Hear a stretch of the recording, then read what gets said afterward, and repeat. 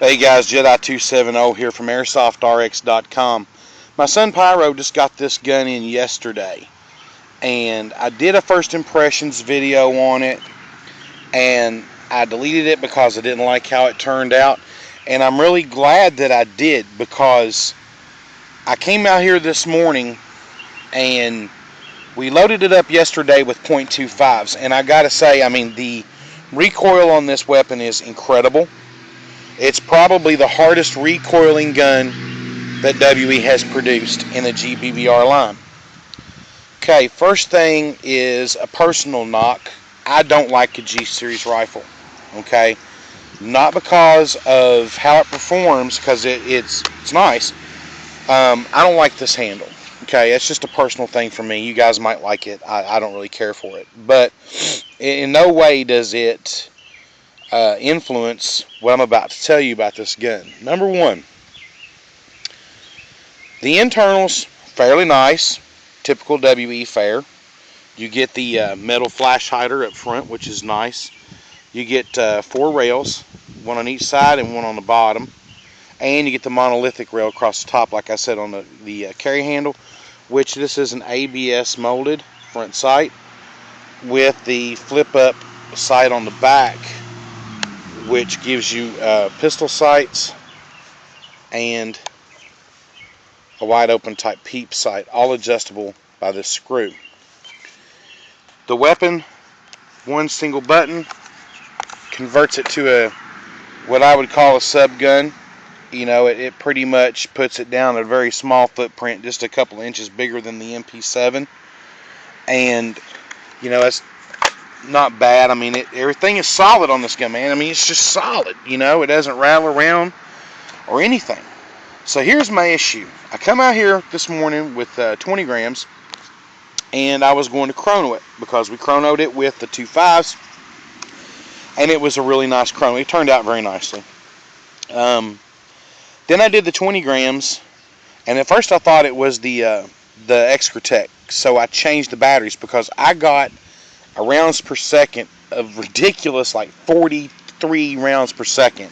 And we all know that's not going to happen with the WE GBBR right out of the box, unless they've actually done something to this which I'm unaware of, or anybody else for that matter.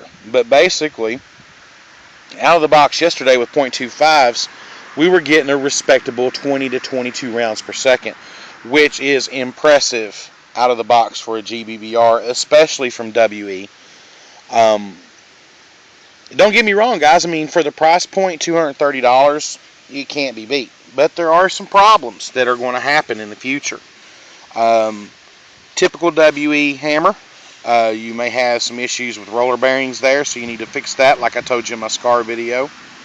I would have liked to have seen metal incorporated into these sling mounts instead of just your typical nylon fiber. A lot of you guys on the field can get pretty abusive with these. I don't think it's going to break anytime soon, but a good fall, you know, you can sit there and take your finger and push up on it, and it does move a little. So, you know, I would look out for that. And it's a lot thinner on this sling mount here on the buttstock. Nice thick piece of rubber here. Another thing that I do not like about this gun is in full safe right now. You see how far off that white line is from matching up with that white line? That's a lot of play.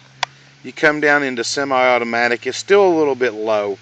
And I know that's a gripe, but come on guys, if you're going to charge a certain amount for a gun, make it work right, make it look right. Then you drop down into full automatic, and you really you get a lot of play. See right here, this play in between, see how it's wiggling?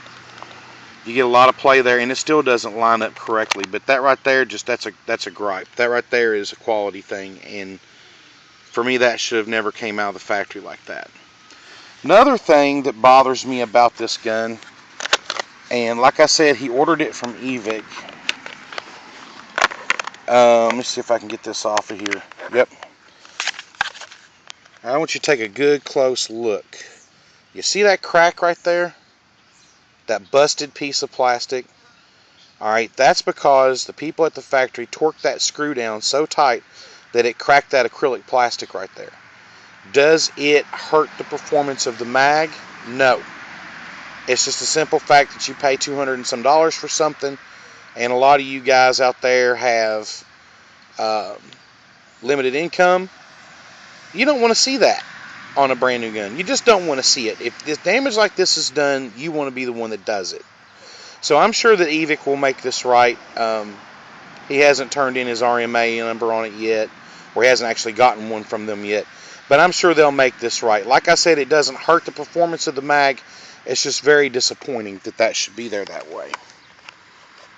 So, you know, it's that's one of the inherent problems on a gas blowback rifle with a plastic magazine.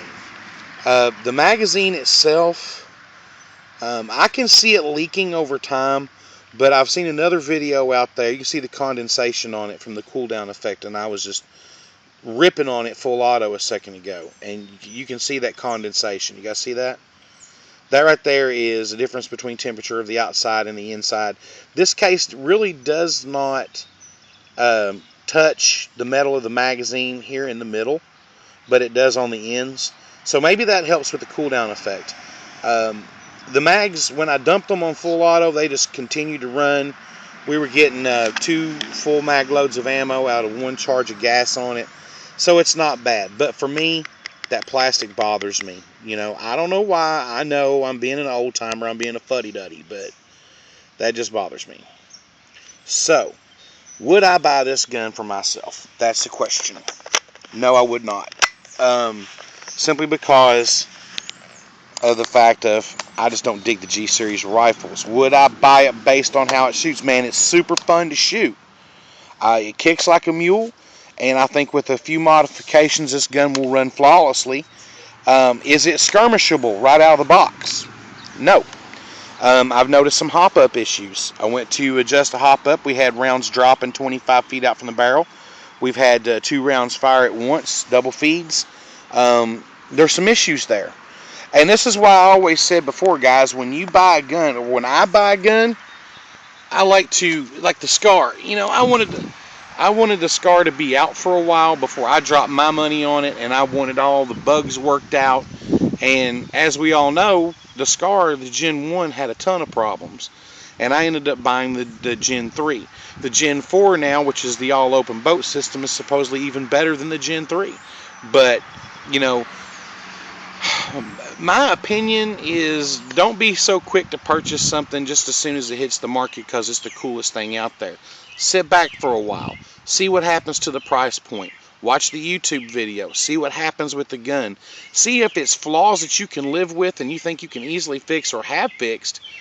Or see, well, maybe not. It's not for me. Because the sexiness of a gun, it gets a lot less sexy the more problems that you get.